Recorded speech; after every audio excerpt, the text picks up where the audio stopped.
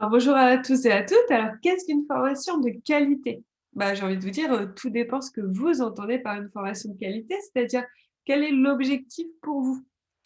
Est-ce que l'objectif, c'est, de l'appliquer dans le cadre d'un nouveau métier, donc d'apprendre des nouvelles compétences ou d'ajouter des compétences à votre métier actuel? Dans ce cas-là, ce sera vraiment un rôle professionnel. Ou est-ce que, vous voulez, tout simplement, apprendre des nouvelles choses pour vous personnellement et ça n'a rien à voir? Du coup, une formation de qualité, si c'est pour vous personnellement, ça va être la richesse de son contenu, la façon de la donner, peut-être, les interactions aussi avec le formateur. Tandis qu'une formation de qualité professionnelle, c'est autre chose. Donc je m'appelle Cécilia Caro, donc je suis, formatrice professionnelle et gérante d'un organisme de formation spécialisée dans l'entrepreneuriat et du bien-être au naturel et la naturopathie hygiéniste. Donc, on va prendre le cas de la formation professionnelle parce que je pense que c'est ça qui vous intéresse, davantage. Donc une formation, si elle vous est donnée, doit être professionnelle. Alors elle doit répondre à certains critères, en fait, pour être professionnelle. Alors déjà, le terme formation, normalement, se suffit à lui-même pour être professionnel. On ne peut pas utiliser le terme formation pour dire que, qu'on fait autre chose. Enfin, on peut pas, utiliser le terme formation si ce n'est pas de la formation professionnelle et ça peut déjà être une fraude, en fait, hein. Comme, les esthéticiennes n'ont pas le droit d'utiliser le terme massage qui est réservé aux kinés, vous voyez? Donc formation, le terme est déjà professionnel d'office. Qu'est-ce que ça veut dire? Ça veut dire que l'organisme qui vous la délivre ou le formateur qui vous le délivre, doit avoir un numéro de déclaration d'activité. Il doit être inscrit, donc il doit avoir un numéro de déclaration d'activité. Qu'est-ce que ça veut dire? Ça veut dire qu'il est inscrit auprès d'une directe. Chaque région a sa directe.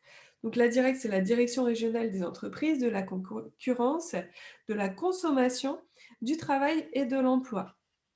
Et en fait, quand on veut devenir formateur professionnel, il faut s'inscrire auprès d'une directe, faire un dossier pour être autorisé, agréé, avoir un numéro de déclaration d'activité.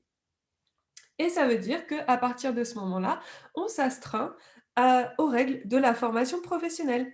C'est-à-dire notamment qu'au niveau du contenu, on va plutôt donner du contenu de compétences, donc du contenu de savoir-faire, plutôt que du contenu de savoir-être. Donc tout ce qui est coaching et accompagnement, ce n'est pas de la formation professionnelle.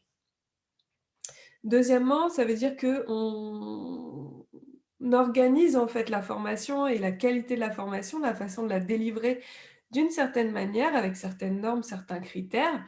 Donc par exemple, il faut un contrat de formation ou une convention selon à qui on s'adresse, un règlement intérieur, une convocation à la formation, des attestations de présence, d'assiduité, et cetera, et cetera. Il faut s'astreindre, voilà, aux règles de la formation professionnelle qui sont là pour s'assurer que la formation est en bonne et due forme, tout simplement, et que le stagiaire va avoir une formation de qualité et un suivi également de qualité. La directe aussi peut, éventuellement vérifier que le titre de la formation correspond bien à son contenu et donc comme je le disais tout à l'heure que, on est bien sûr de la montée en compétences, selon, ce qu'on fait. Donc voilà, si vous payez une formation, qu'elle soit en présentiel ou en ligne et que vous voulez qu'elle soit professionnalisante, vous voulez vous en servir dans votre métier et potentiellement être assuré aussi en responsabilité civile professionnelle sur les nouvelles compétences que vous avez, eh ben, il faut absolument vous assurer que votre formation provienne d'un organisme de formation ou d'un formateur certifié qui a un numéro de déclaration d'activité. Voilà, tout simplement. Donc je vous invite à regarder ça. Heu, Évidemment, c'est notre cas et donc je vous invite à aller voir, un petit peu ce qu'on fait si ça vous intéresse sur, mon site. Donc c'est www.ceciliacaro.com, Caro, C-A-2-R-E-U. Je vous dis à très bientôt.